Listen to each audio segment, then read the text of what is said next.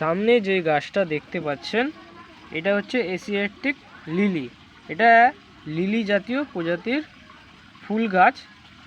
এটা পেঁয়াজের মতন বাল্ব হয়, সেই বাল্বেই থেকেই এই গাছটা অঙ্কুরিত হয়। ওই বাল্বে পেঁয়াজের মতন বাল্ব থাকে, ওই বাল্বেই জল খাবার সব কিছু থাকে। সিজন হলে ওখান থেকে ছোট ছোট গোড়া শিকড় অঙ্কুরিত হয়, তারপর মাটি থেকে খাবার গ্রহণ করে, তারপরে এরকম নতুন কুশি বেরোয়। তারপরে কুশি থেকে বড় হয়ে সূর্যের আলো দিয়ে সালোক সংশ্লেষ করে ফুল ফোটে।